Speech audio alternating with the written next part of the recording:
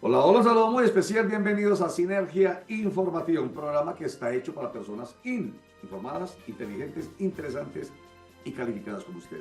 Información política y administrativa que es de interés general. Absolutamente todo nos interesa, no lo olviden, no podemos soslayar lo político y lo administrativo, que porque es que la política es para los políticos y que los políticos son sinónimo de corrupción y que los políticos son ladrones. No, ojo, que la política es absolutamente necesaria. Y, como yo digo, hasta con el aire que respiramos tiene que ver la política. Lo que pasa es que nosotros tenemos que participar cuando corresponde, tomando las mejores decisiones y eligiendo a los mejores.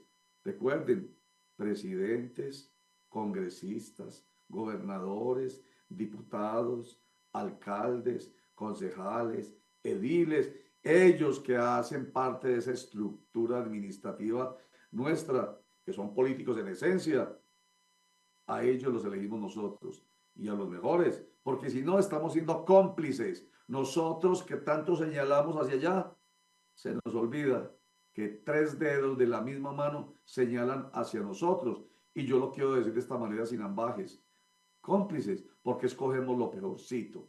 Podemos escoger lo mejorcito, que si lo hay. No seamos pues tan tajantes y verticales diciendo que es que los políticos todos son unos bandidos, porque no es cierto, hay gente muy buena, como no todos los médicos son malos, ni todos los abogados son malos, ni todos los periodistas son malos, ni todos los sacerdotes son malos, ojo, y la política es una profesión. Bueno, esa invitación muy cordial que hacemos siempre, tanto en Sinergia Informativa como en Clicracia, para que realmente le pongamos el alma al espíritu de nuestra Constitución Política de 1991, que es precisamente el de la participación, pero consciente e inteligente, no pasional, no ruin, no baja, no verruga. Bien, empecemos con estos titulares que son los que yo utilizo en Clickracia, el programa que todos los días dirijo de 6 a 9 de la mañana en el canal.co y en Ultraí Televisión, pero que por supuesto con ellos hago sinergias para que ustedes empiecen a quedarse enterados, muy bien enterados desde ya. Aquí está. Presidente Gustavo Petro destacó avances en todos los sectores en sus 2 primeros años de gobierno. Gobernador Andrés Julián Rendón, alcalde Federico Gutiérrez y expresidente Álvaro Uribe lideraron manifestación en defensa de los resultados electorales en Venezuela a favor de la oposición de María Corina Machado. ¿Podrían estar el gobernador de Antioquia y el alcalde de Medellín participando indebidamente en política, entrometiéndose en asuntos de política internacional? Congreso de Colombia insiste en fraude electoral de Nicolás Maduro y reconoce el triunfo legítimo de Edmundo González. Canciller Luis Gilberto Murillo informa que Colombia rechaza la represión y la coacción de la protesta política en Venezuela. El presidente de Chile, Gabriel Boric, está seguro de que el presidente Nicolás Maduro cometió fraude y está violando los derechos humanos de los venezolanos en oposición. Presidentes del Senado y del Consejo Nacional Electoral radican proyecto de ley estatutaria que prohíbe aportes de dinero en efectivo a las campañas para garantizar la trazabilidad de los recursos. Fiscalía solicitó medida de aseguramiento contra Olmedo López, Sneider Pinilla y Luis Eduardo López. Son niñas, no esposas, es el nombre del proyecto de ley que avanza en el Senado para prohibir el matrimonio y la unión libre de menores de 14 años de edad. El Sistema de Información para la Seguridad y la Convivencia ha reportado 392 casos de acoso sexual en Medellín. Los sectores de turismo y transporte son los de mayor riesgo. Actos sexuales con animales serán agravantes punitivos en desarrollo de la Ley 1774 de 2016. Esto y más en Clickracia, aquí en el canal.co y en YouTube, jueves 8 de agosto de 2024. Y en Sinergia Informativa, porque esto es lo que se llama sinergias, el trabajo que no se pierde, hecho en los dos espacios periodísticos y de opinión que dirijo, en Clickracia y en Sinergia Informativa. Bueno, 7 de agosto y se cumplieron 2 años del gobierno de Gustavo Petro Urrego. Ha dicho él que uno de los principales objetivos durante estos 2 años de su gobierno fue dignificar la vida de los colombianos, los más excluidos, dice él, que esa es definitivamente una de sus principales apuestas y que a 2 años de su gobierno ha logrado importantes hitos, entre otros como la reducción de la pobreza y la transición de economías fósiles hacia otras fuentes de ingreso que incluyen el desarrollo del turismo nacional y la agricultura. Hace un balance en general el presidente Gustavo Petro en torno al sector comercio, al sector diplomático y de las relaciones exteriores, de la cultura, de la educación, del deporte, el sector del trabajo, a propósito con intenciones de reforma laboral ahí en la agenda del Congreso, el sector financiero, de financiamiento del sector público, del transporte, de la justicia, de las TIC, de la agricultura, de las políticas públicas del interior, de la vivienda, en fin. Él dice, nos fue bien y con cifras lo plantea. En todo caso dice que es que fue muy difícil porque recibió un país económicamente esquilmado, es la expresión que él plantea. ¿Por qué? Gustavo Petro Rego aquí, en esta muy sintética alocución. Los dineros recaudados con la reforma tributaria que se aprobó en el primer año de mi gobierno y que no gravó a las personas naturales de escasos recursos, no le puso el impuesto a los pobres, no le puso el impuesto a la sopa. Se destinaron esos recursos para el pago de una deuda pública que adquirió el expresidente Iván Duque de una manera que me pareció en realidad tonta.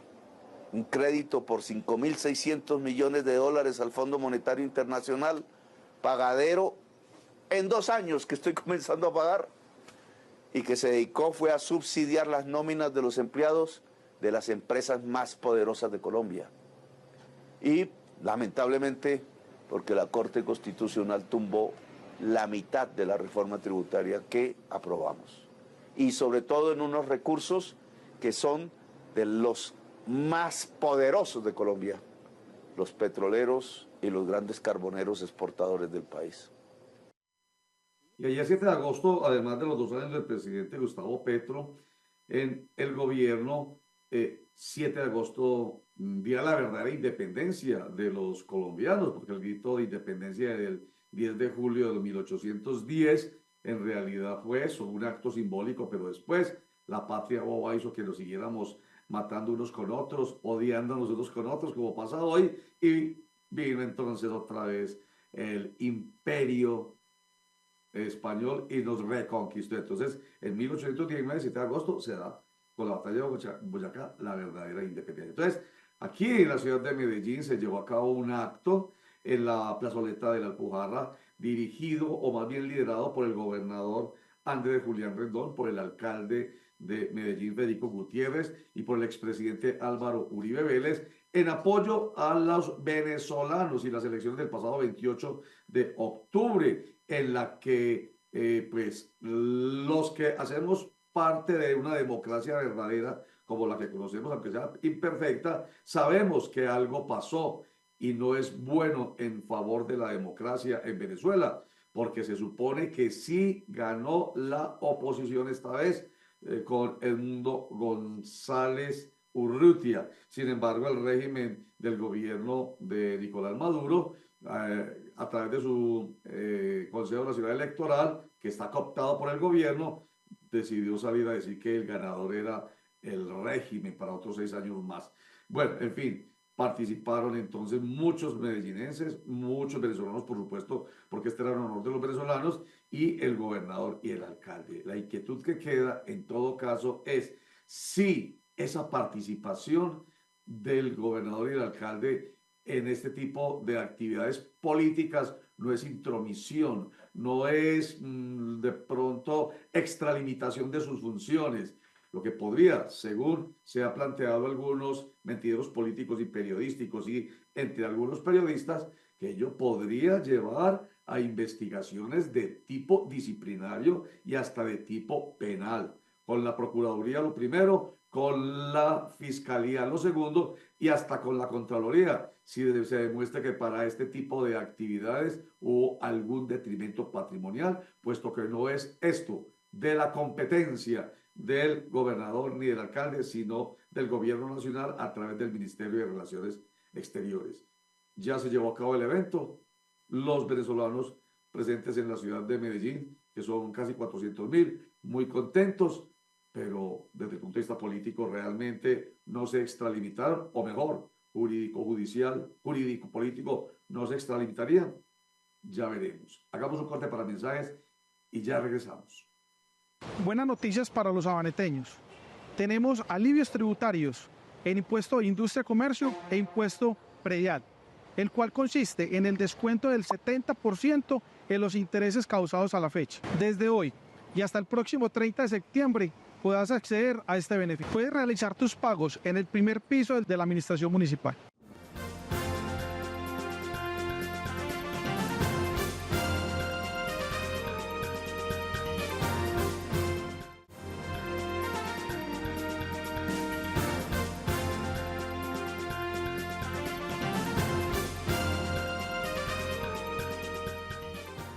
Conversamos en Clicracia con el secretario de Seguridad y Convivencia de Medellín, con Manuel Villa Mejía, sobre diferentes aspectos, a propósito incluso de una bonita labor que están realizando la Secretaría de Seguridad, la Secretaría de Movilidad, la Secretaría de las Mujeres y el sector del transporte en torno a la protección de las mujeres en el sector turístico y en el sector transporte.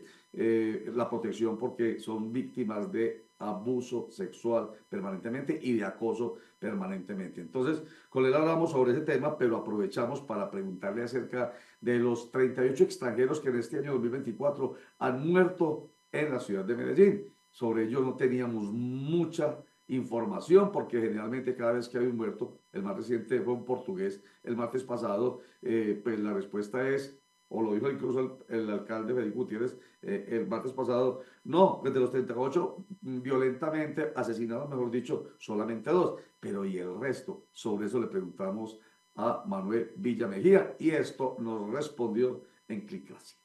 Ahí nosotros venimos no solamente dando golpes contundentes contra las estructuras criminales que están detrás, venimos capturando a pedófilos, capturando incluso a empresarios del crimen, y perdón por utilizar esa expresión, pero yo quiero que seamos conscientes que es que hay gente que se está dedicando a la criminalidad como si se tratara de una empresa y lo único que les importa es obtener recursos y rentabilidad. Y entonces en el mismo Parque Lleras venimos dando golpes, como el golpe reciente que dimos hace 15, 20 días, donde capturamos a alias el Mexicano, un ciudadano extranjero que se había asentado en el Parque Lleras, que tenía varios inmuebles del entretenimiento nocturno, y lo que realmente hacía el tipo era tener toda una red transnacional de trata de personas. Y entonces cogía a las mujeres y las enviaba, por ejemplo, hacia el Estado de México, y allí las explotaban comercialmente y sexualmente. De hecho, dentro de las investigaciones ya se tienen adelantadas las recuperaciones de varias mujeres, muchas de ellas colombianas e incluso de Medellín, en el país de México. Y seguimos con las investigaciones y vamos a seguir dando resultados y vendrán extinciones de dominio. Bueno, esta fue la respuesta que nos dio acerca de otro tema que está relacionado con la presentación que estaba haciendo, y es la presentación que hice a propósito del abuso y el acoso sexual con mujeres, y el otro aspecto que tiene que ver con mujeres y el de la prostitución, que dice, como ustedes acaban de darse cuenta, el secretario de Seguridad y Convivencia, que lamentablemente este oficio, esta labor que tienen estas mujeres, también hay que protegerlas, y se hace contra empresarios del crimen, dice él, que están utilizando, incluso llevando a estas mujeres a través de trata de personas a otros países. Bueno, vamos a ver si esta que sigue sí es la que tiene que ver con los 38 extranjeros muertos en Medellín este año. Y las otras muertes de las que hacía referencia, pues se dan por múltiples motivos. Hay casos de suicidio, hay casos de muertes accidentales, hay casos de muertes naturales y algunas otras que están siendo en estudio, pero que la gran mayoría de ellas obedecen precisamente también a muertes naturales. Por ejemplo, frente al último caso que ponías en mención, el caso del portugués.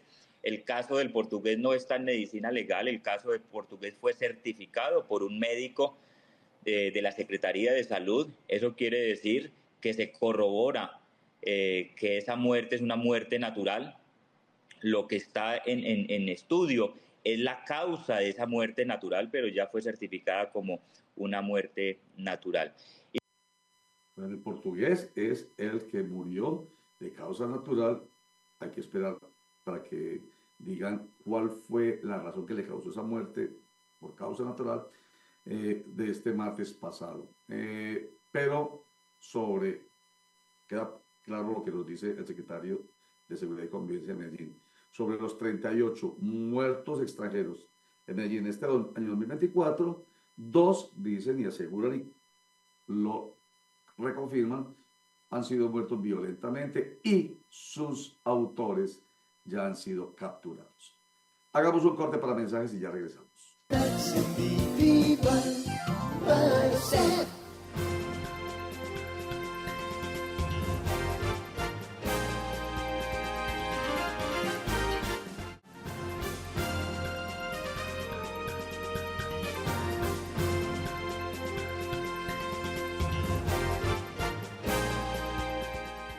Bueno, vamos con el tema político electoral, porque yo siempre estoy hablando aquí de la importancia de la política, pero no todo tiene que ver.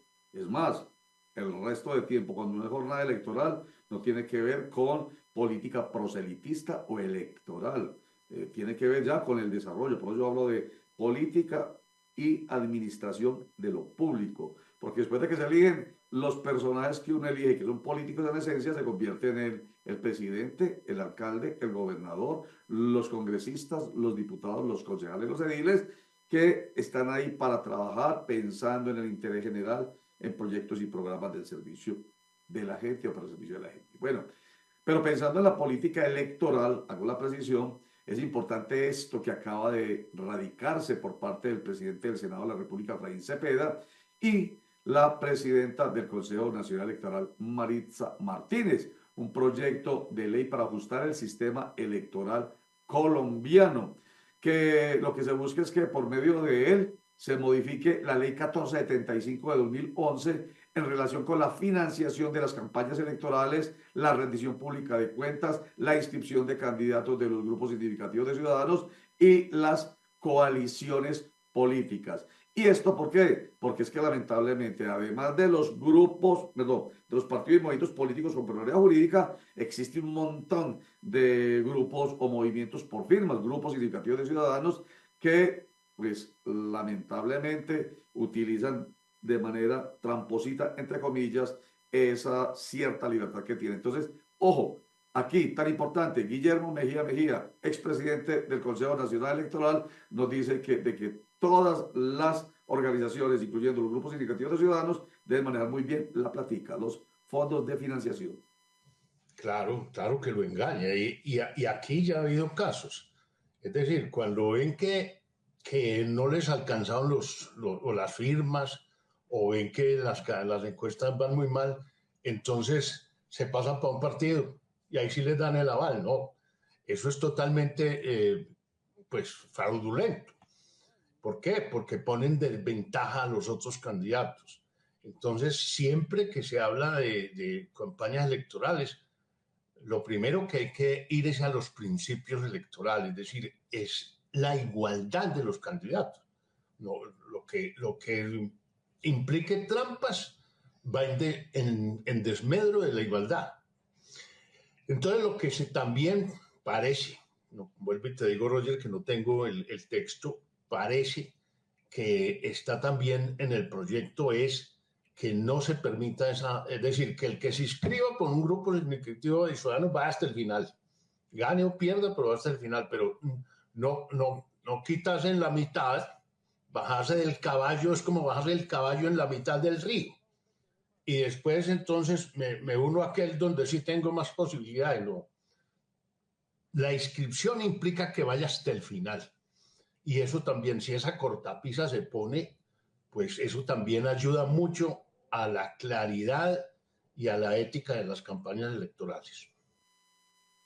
En desmedro de la igualdad, porque hay unos partidos políticos que tienen que cumplir estrictamente y hay una cantidad de movimientos por firmas que están libres. Entonces, imagínense, en las elecciones pasadas, no más, las de 2023, 1.311 grupos significativos de ciudadanos y crecieron así ostensiblemente y con demasiada libertad y con la posibilidad de ciertas trampitas.